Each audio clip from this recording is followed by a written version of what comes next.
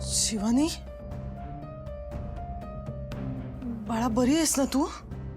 हा, पोलिसांनी तुला त्रास नाही ना दिला?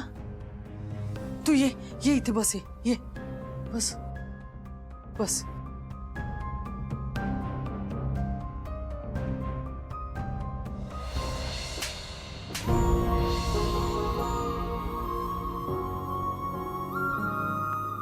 शिवानी,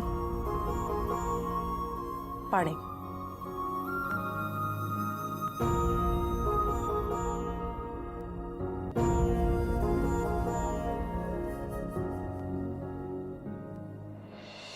खूप त्रास दिला का पोलिसांनी? हे बघ, तुला नसेल सांगायचं तर नको सांगूस. शिवानी, माझ्या एका प्रश्नाचं खरं खरं उत्तर देशील? तू हे सगळं दिव्याचं लग्न मोडण्यासाठी केलंस?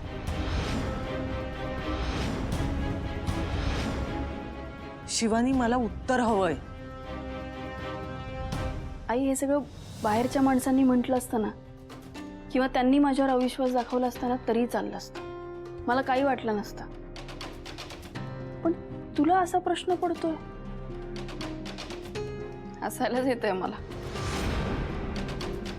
तुम्ही मला लग्नाला येऊ नको असं सांगितलं म्हणून मी हे सगळं केलं असं वाटतंय?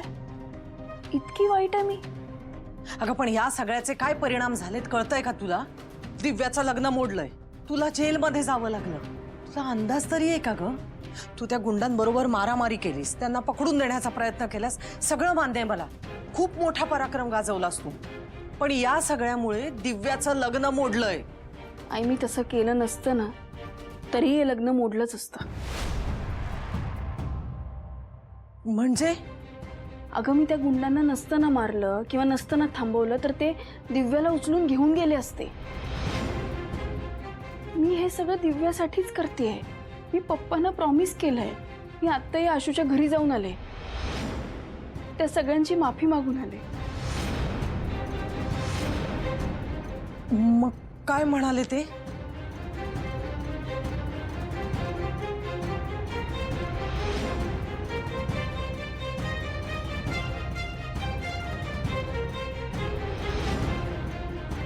शिवानी, तुला कोणी सांगितलं होतं हे सगळं करायला? काय गरज होती त्यांच्या घरी जायची? का आधीच त्यांचा तुझ्यावर एवढा राग आहे तर का गेलीस तू तिथे? आगीला हवा दिल्यावर भडका उडणारच ना. आई, हे बघ, मला हे लग्न मोडायचं नव्हतं आणि हे मोडायचं नाही म्हणून काहीतरी करावं लागेलच ना. या सर, जरा असं दाखवायला परमिशन आहे साहेब. फक्त तुम्ही आहात म्हणून मी दाखवतोय. तुम्ही कोणालाही सांगू नका, नाहीतर माझी नाकेनं होतील. नाही, आपलं बोलणं झालंय ना, मी नाही सांगणार कोणाला. प्लीज दाखवा.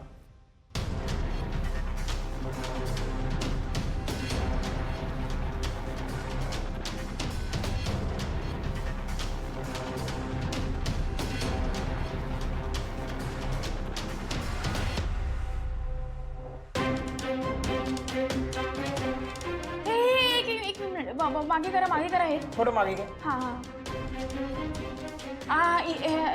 ह्या माणसावर झूम करा.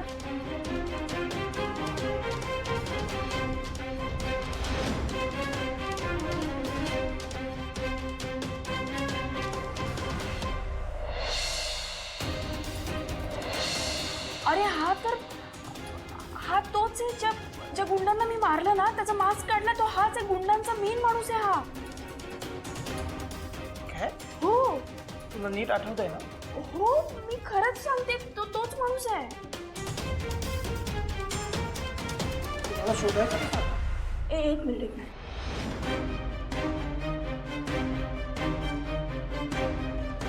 मी ना कांताबाईला पाठवते, हा ते बघतील काय करायचं, आणि ना दिव्याला पण विचारते. दिव्याला विचारच, कारण तो दिव्याशी असं बोलतो जसं त्या दोघांची ओळख आहे. मग पुढे आपण बघू. बरं, ठीक आहे, मी निघूया आता.